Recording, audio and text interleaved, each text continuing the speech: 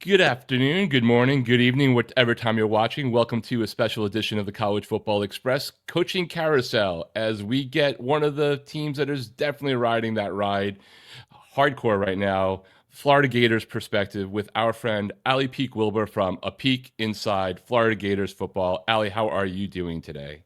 I'm good. I think I'm ready for the roller coaster to end, but I am doing good. How are you doing?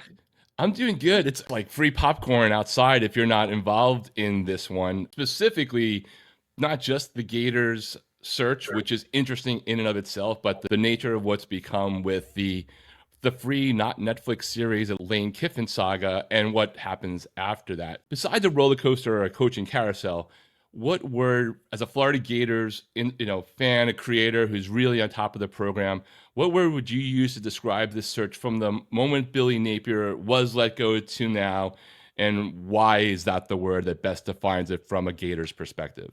I would probably say laser focused. There is not a whole lot of names that have really come up at the same clip that Lane Kiffin has. I think that the fan base really wants him, has kind of been united around him, which is not what you normally see in coaching searches. I feel like there's pockets that want this guy or that guy or Right. whatever. And everybody can debate why this person might be better than that person. It was not like this during the Billy Napier search. I remember there being, maybe a list of 8 names that people were throwing around. Napier honestly wasn't even on it for a long portion of that search.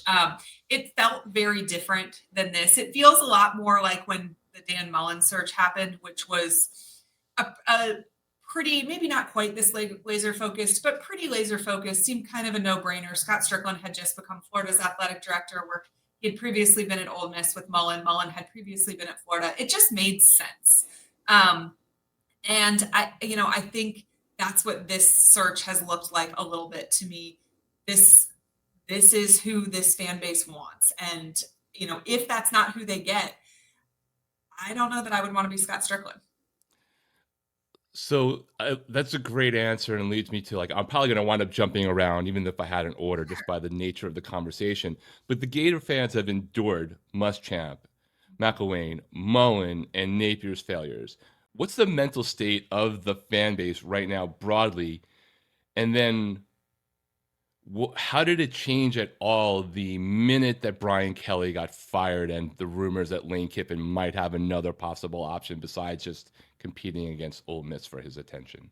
Um, well, first of all, I think it's revisionist history to put Napier in the same category as Muschamp, McElwain, or Mullen because all of them at least made SEC championship appearances True. and had some success. Uh, I am in the camp that I think Will Muschamp would still potentially be the coach at the University of Florida had he made a good offensive coordinator hire out the Right. gate, which Charlie Weiss seemed like that would be like, this is great. We've got an offensive savant, and it just didn't work out.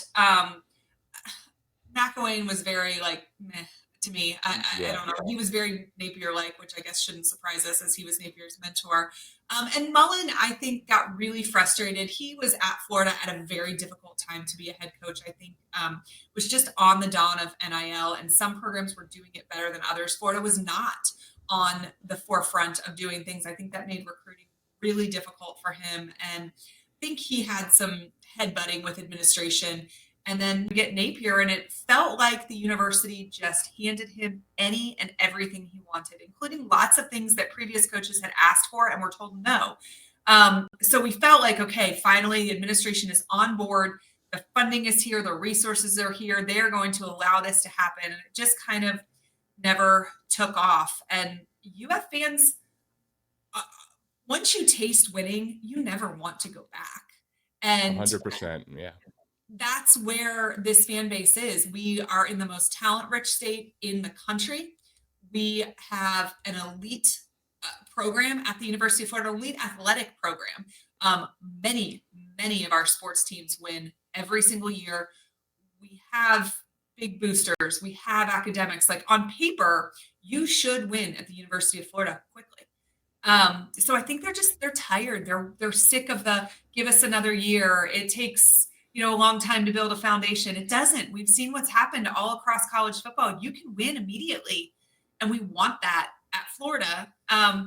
The second part of your question, I think it was a pretty poorly kept secret that Kelly was probably on the outs. I don't know For that sure. maybe it happened the way that we kind of thought that it would. I think originally he went into that meeting and they were going to tell him to fire our coordinator, and it ended up with him being fired. Right. But had Scott Strickland had the guts to pull the trigger last year, Florida would probably have had Lane Kiffin as their head coach going into this season. They probably would have paid him a lot less than they're going to have to pay him if he comes this year, and they would have had to compete with a lot less schools. So this is a tricky year to be looking for a head coach, and the amount of dominoes that we're going to see fall in the next 6 weeks here, I think is going to be fascinating to watch. Yeah, I think that's a great assessment. And, as an outsider but I mean, our channel focuses on national stuff all the time, and we have more awareness of the Southeast just by the nature of the Sure. channel owners' original schools.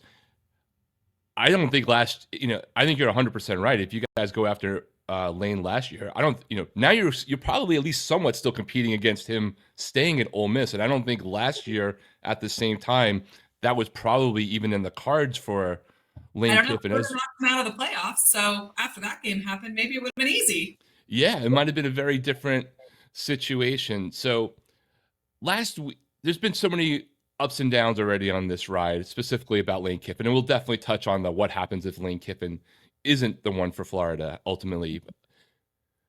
Last week, there was all these rumors online from quote unquote insider. I don't know whether he is or isn't considered an insider by some. I kind of felt like that guy was like the FSU people telling them about realignment, where one day it's this and then 2 days it's not later. But hey, everything's a done deal. Lane Kiffin's coming to Florida. Get ready for texts on Sunday.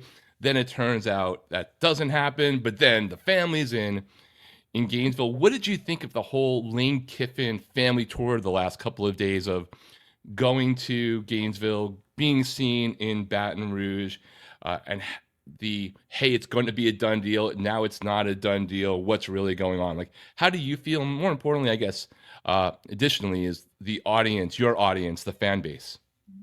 Well, first of all, I think the fan base is pretty exhausted, and I would assume that Ole Miss's fan base is even more exhausted than Florida. LSU hasn't been in this hunt quite as long, so maybe they have a little more stamina than the rest of us do at this moment. I think it's such a cop-out to say that it's a fluid situation, but I do also believe that to be true. And the person that tweeted, "Have your phones ready on Sunday," I know him personally. I tweeted a tweet of support to him because he is not the type to just put things out there and hope that they stick. I don't know for sure what he heard, but I had heard from other people as well that something was going to happen soon. And what I was hearing was not from Florida people. It was from other aspects saying essentially that Ole Miss is going to force his hand. So my assumption is that's probably what Dan heard too. Right. And I think that we are seeing Ole Miss force his hand. So I think that is important information. I think the James Franklin domino falling yesterday is a more important piece to this puzzle than people maybe realize, because I've been told by multiple unrelated people that James Franklin is interested in the Florida job and that he would hold out for the Florida job if he thought that there was a chance that he could get it. I don't think that James Franklin was in Florida's top 3. He may not have even been in their top 5, but I think if Florida had no idea who they were going to hire, it would not make sense to completely rule him out. And the fact that he took that Virginia Tech job makes me think that he's pretty confident that someone's taking that job before they got to his name on the list. And I think that we know about Lane Kiffin being in LSU and Gainesville because Lane Kiffin wanted us to know that he was in LSU and Gainesville. Absolutely. I can't believe that there's not a way to have made that happen without pictures of the private jet landing, in Baton Rouge and things like that. And actually the Gainesville trip was far more quiet and really only started to come out as the LSU trip came out, even though the Gainesville trip happened the day before, which does make me think, was he like, oh man, they didn't catch me, I'm going to be even more brazen the next time? Or was the Gainesville one purposefully more quiet? I don't know. I have been told they toured high schools And Layla's from Gainesville, or Right. not from Gainesville, but lived there for a chunk of time. They were my next door neighbors, the Reeves, when I was growing up in Tampa. Oh, wow. The Reeves lived next door to us. And then when John joined Spurrier's staff, he actually moved to Gainesville first. And then, like a year or so later, the family moved up there. That's where Layla went to high school and she went to college at Florida.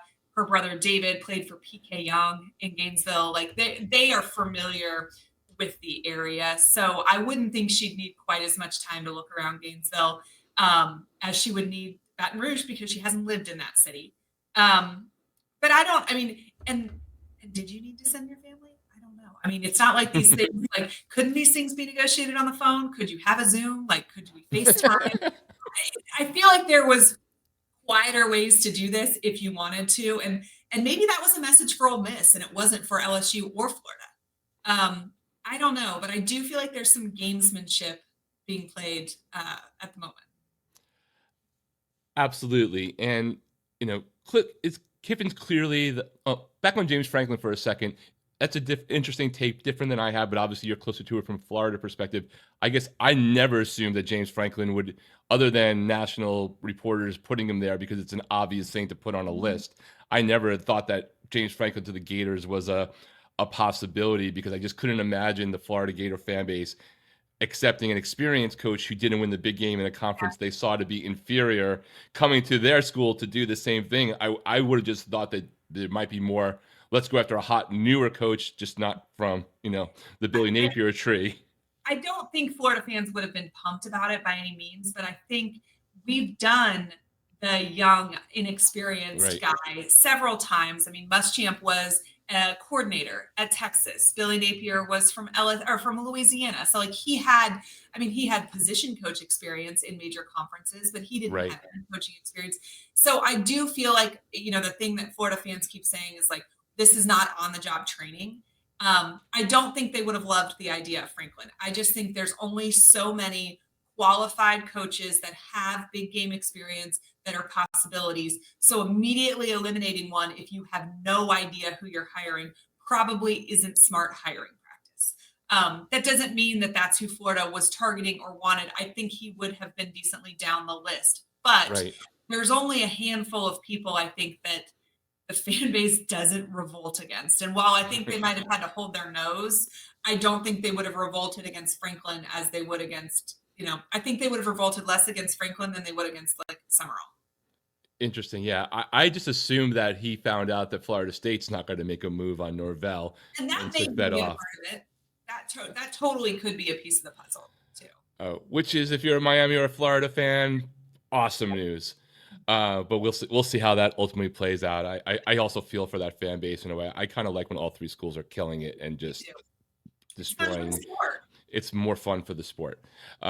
So in a head-to-head battle, we'll put Ole Miss aside for a second. In a head-to-head battle for Lane Kiffin services, what is you think the unique advantage Florida can offer that LSU maybe can't? And then vice versa. You know the sport, you know the Southeastern Conference really well.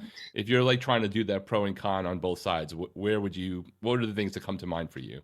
So I think that there's an emotional tie to the University of Florida, both for Lane and Layla, that nowhere else has. When Lane talks about the fact that he grew up wanting to be Steve Spurrier, your dad was Monty Kiffin. You didn't grow up wanting to be Monty Kiffin. You grew up wanting to be Steve Spurrier. And, I think that when we set our goals and our dreams, that stuff matters. And if he saw himself on the sidelines in orange and blue when he was a young kid talking about wanting to coach, I do think that that's going to be in the back of his mind. It's why he wears the visor. It's Right. it is part of it. It's why he has the swagger that he brings. He wants to emulate Spurrier. I think that's a strong pull. I do think that Layla's ties to Gainesville make a difference. Lane has talked about how their first date took place in Gainesville. Right. I know that her family has very strong ties there. Patty, her mom, was a cheerleader. Her dad, John, who is, passed away, was a record-setting quarterback at Florida. The kids know that too. I do think the emotional aspect of that actually ties him more to Gainesville than it does to Oxford or LSU. And I do feel like that's a piece of the puzzle that Ole Miss fans don't fully acknowledge. And as far as LSU goes, I mean, I think that that's a pretty ready-made program. And from what I've been told, he was essentially offered a blank check. Like, how much do you need to be paid? How much do you need for NIL? How much do you need for your assistant pool? You got it. And if at the end of the day it comes down to dollars, while Florida could afford it, Florida's boosters tend to be slightly more conservative about stuff like that than LSU. And so if it is bottom dollar, they might win out on that. And I doubt it'll be something like salary. I bet UF is willing to match whatever the salary is. Right. But it may be something like assistant pool amount or NIL amount or GM salary amount or whatever. There may be a sticking point for that. But the University of Florida overall is an incredibly healthy athletic program. They're the reigning national champions in basketball. They have a phenomenal baseball team. They have a phenomenal softball team. They have a phenomenal swim team, track team, gymnastics team, golf team, tennis team. Like, you name it, UF wins national championships, and they're in the most talent-rich state in the country. Now, the distinct advantage that LSU has is that they are not recruiting against another state school. Right. At Florida, you are competing against Miami and Florida State for every major name that is coming out of the state. And then you add Georgia and Alabama, who are also going to be contenders for those names. And the competition is more stiff. But I do think that the sheer volume of talent in Florida makes you be able to handle the competition there better than in a state like Louisiana. How do you think, I'm going to put up, not that it's easy to read, but Lane Kiffin is one of my favorite accounts to follow on social media because it doesn't really bother me other than when maybe he's being the second best politician for FCC around playoff time other than Greg Sankey and the FCC network, ESPN. But when he's doing these posts of these cryptic posts, I know what it's doing to Ole Miss fans. What is it doing to Gator fans? But also, when you think of if Lane Kiffin gets the job and he's in Gainesville, that personality, does it fit well with how Gators fans can handle things going forward? Is it to be careful what you wish for? Or is he just so the best embodiment of the rebirth of Steve Spurrier? Even if he goes from like sort of likable again to enemy of everybody else that's not a fan of that school. Like, how do you think that will fit within Gainesville going forward? So I can remember when Lane Kiffin coached at Tennessee and Urban was still at Florida and they were playing. And I can remember thinking, like, God, this guy thinks that he's Steve Spurrier, but he doesn't have the resume to match it. And he has like refined his sarcasm and cockiness over the years. He's slightly less brash and I think more likable now. And, he has grown a little bit, but that personality is not going away. And I think that that's the personality UF wants. We are so tired of a dish rag who has something nice to say about everybody. We want someone that's going to step on your throat, and if there's a zinger for you on the way out the door, even better. That being said, I'm sure there's a portion of the fan base that this stuff is going to drive bonkers. I'm not one of them because I think it's awesome.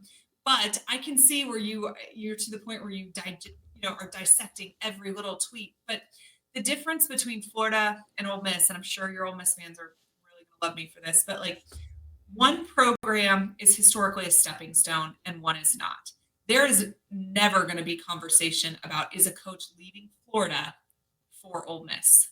Right. But here we are having the conversation about is a coach going to leave Ole Miss for Florida? And I don't, unless there is some sort of emotional tie to another school, coaches don't leave Florida for another college. They leave Florida for the NFL. For sure. And that happens if you win. We saw that with Spurrier. Urban had, and contrary to what people believe, Urban had no idea that Ohio State's job was going to come open 2 years after he left. There was a tattoo scandal that happened that forced that hand. That was not something that was pre-designed. Had Urban not retired for his health reasons, I bet he would have coached the rest of his coaching career at Florida, even though he had emotional ties to Ohio State. So that place made sense too. And so I don't think Florida will be as insecure if he were to come be our head coach, because there's no reason for them to be insecure. I have a couple quick more Lane specific questions, and then we'll jump to the rest of the program and the other coaching options. What do you attribute to the fact that the Gators looked absolutely terrible against Kentucky, like no heart, and then showed tremendous heart in a really tough game that they really could have won against Ole Miss? Is it as simple like, as an outsider, I'm thinking, are they all auditioning for their future head coach? Is that what's going on? Like, how do you account for that? I mean, it was Jekyll and Hyde. Like, I give them all the credit in the world for the Ole Miss performance, and I still can't understand the Kentucky performance, even if you don't have your head coach anymore. Yeah, it makes the Kentucky performance actually even more maddening, I think, for Florida fans because, we were in it with Georgia. We were in it with Ole Miss, but somehow you didn't show up when we played Kentucky. Like this Right. this is the one you should have grabbed. And I do think it's incredibly difficult to motivate a rudderless team this deep into the season. They don't have a head coach. They're weighing their options.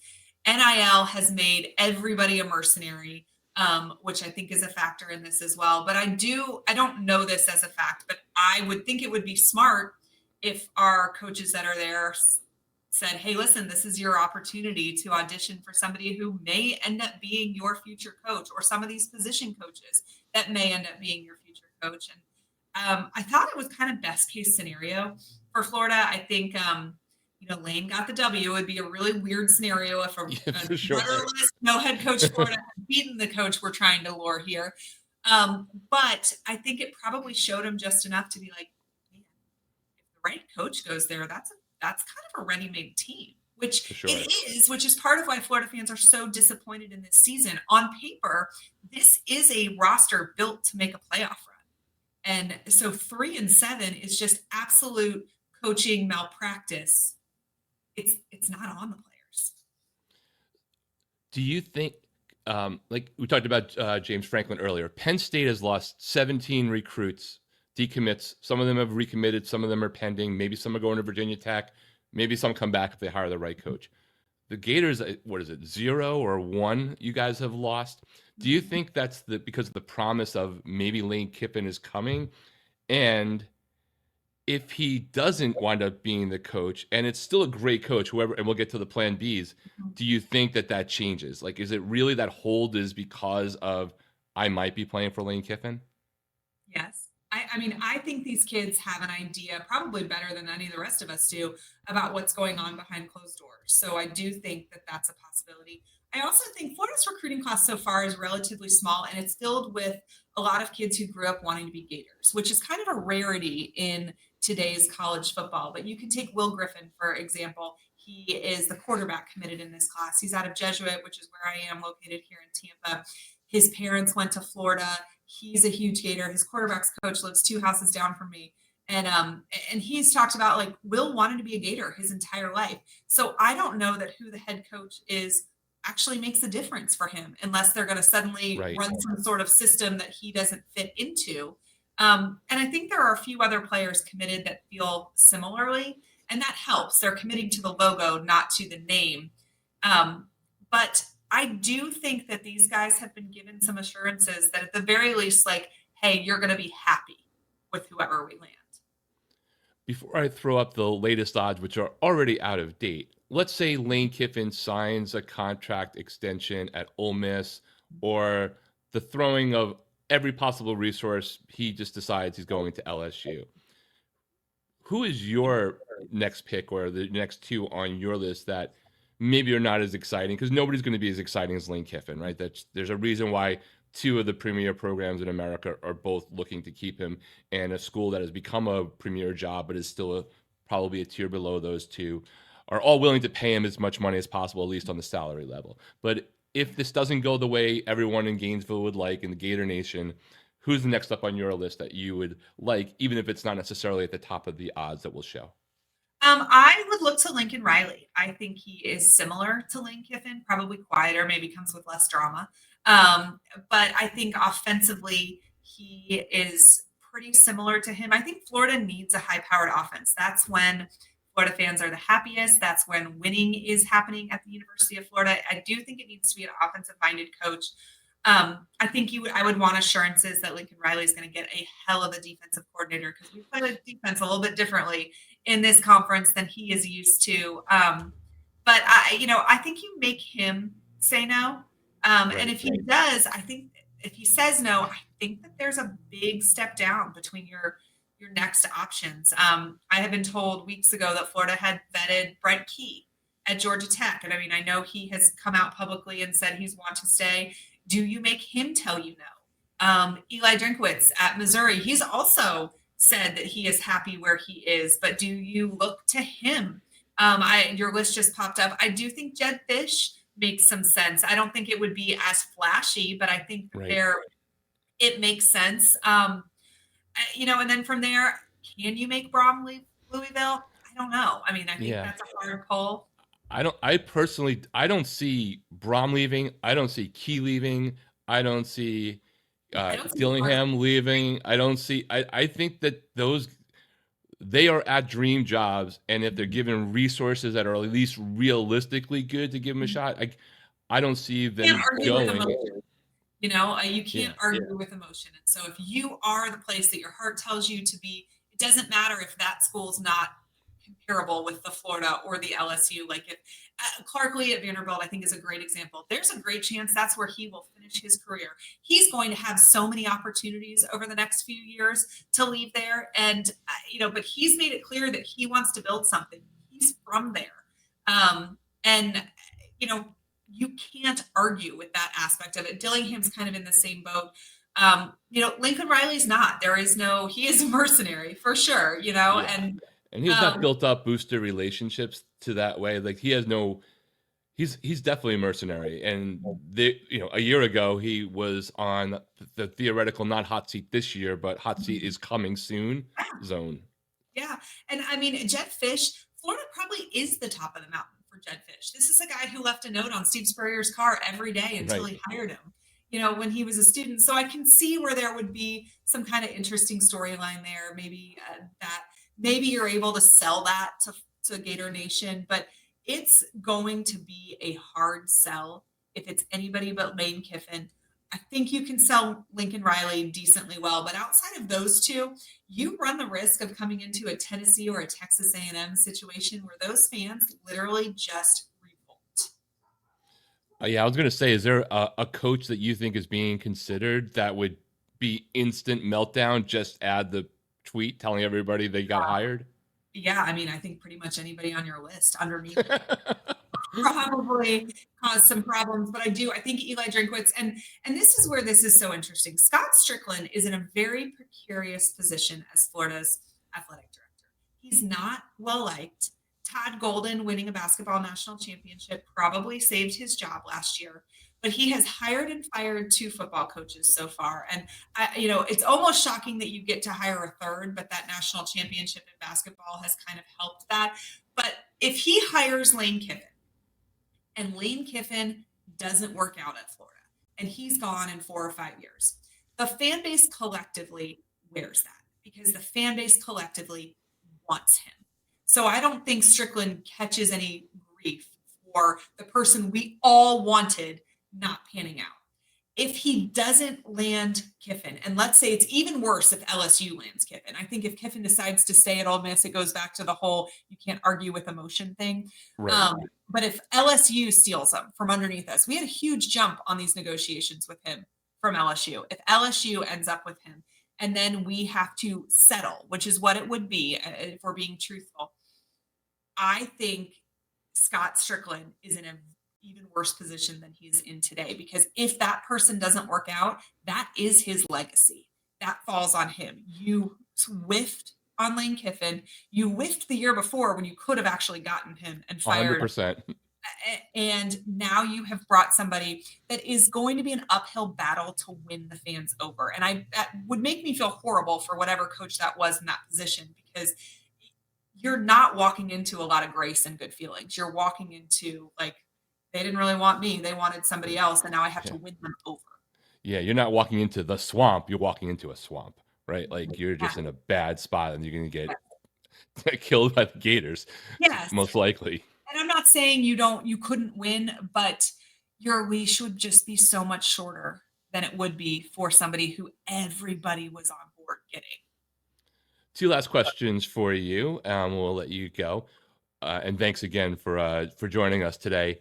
Whoever the coach is, whether it's Lane Kiffin, whether it's Eli, whether it's Lincoln Riley, whoever it might be, even your most ardent rivals would be able to sit there and say that they're inheriting a core of young talent, pending whatever happens in the transfer portal, of course, including high-profile guys like DJ Lagway. How critical is it for the new hire to retain most of that team? Is the NIL in the right place as a program? It certainly seems from an outsider's point of view that it's gotten better from a little bit of a shaky moments and foundations there at one point. And then I guess also, what do you think is going to happen with DJ Lagway, period? Is it dependent upon who the head coach is? What's the temperature around him? But, you have that talent base. What is a coach walking into? Is it dependent upon who that coach is? And what happens with the key retention and DJ Lagway specifically? I do think retention is based on who Florida hires, which is another reason why it's important to get this right with Kiffin. If Florida lands Lane Kiffin, I think you retain probably every player that Lane wants to be retained. Anybody that leaves, I think there's a great chance there was a conversation like, hey, buddy, I don't know that you fit in to this program moving forward. As far as Lagway goes, I am not ready to throw the towel in on somebody that I think is incredibly talented and does things the right way.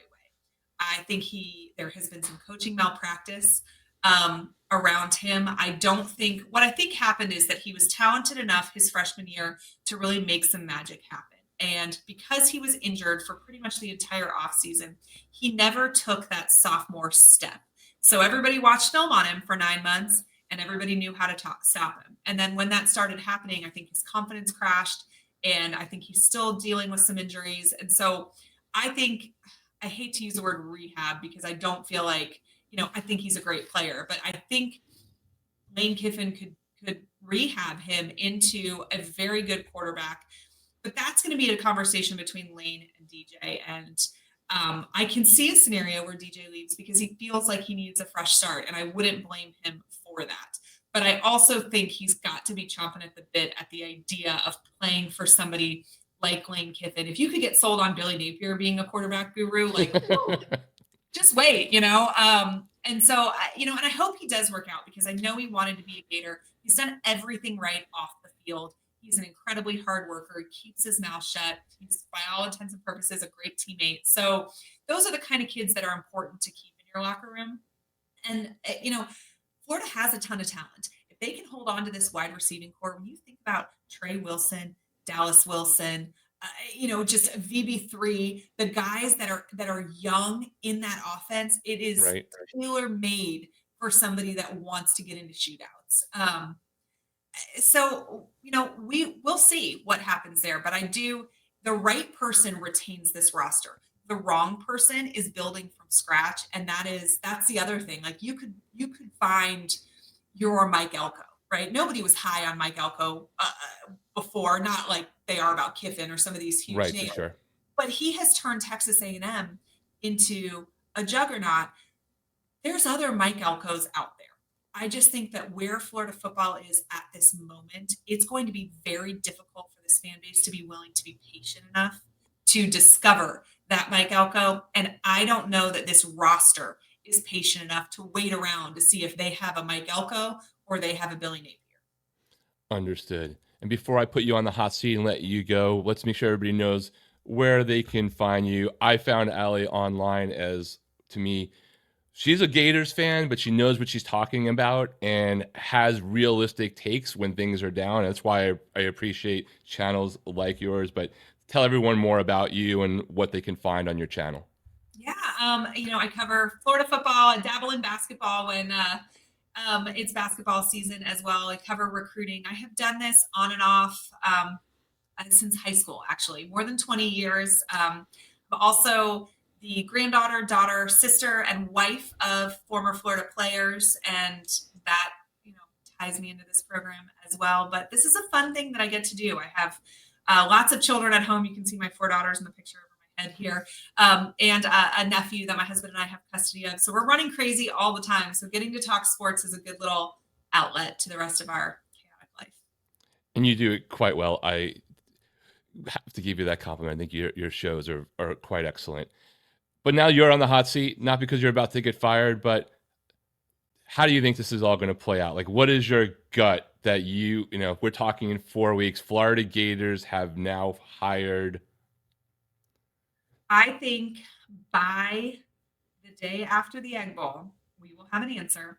I do think unless something drastically changes, that Lane Kiffin will be the next coach at Florida. I'll say it this way. If Lane is not the head coach of the University of Florida, a ball was dropped somewhere between now and the day after the Egg Bowl. Because I think this is, or somebody's playing somebody, for something. But from the Florida perspective, I think this is pretty close to the home stretch. I think it's pretty close to being a done deal here. I think Ole Miss maybe pushed that along a little bit by wanting an answer, which, I think the longer it dragged out for Ole Miss, the better it would have been. Honestly, you get into the playoffs and you get that emotion of watching this team win and what can be accomplished. And I could see letting that kind of carry a decision. I think not letting him get to that moment is probably going to be something Ole Miss ends up regretting. Well, we've never seen a coaching carousel quite like we're seeing in 2025. A special shout out to all the powers that be in college football for taking all the off-season things and pulling it in to the actual season as well. I can't even imagine what we're going to talk about off-season because everything has been bonkers, including not, stupid things going on with private equity, college football coaches, playoffs, all this kind of stuff. Again, thank you very much, Ali, for joining us today. Looking forward to finding out how this whole saga ends. And this carousel, don't put your kids on it because it's spinning way too fast. Way too fast. I'm ready to get off. I'm ready to get off the roller coaster. But I appreciate you, and I'm sure we'll talk soon. All right, everyone. If it's the first time checking out the channel, consider giving us a like. And if you really like it for all national college football coverage, think about giving us a subscribe as well. Either way, great having you. Thanks for joining us.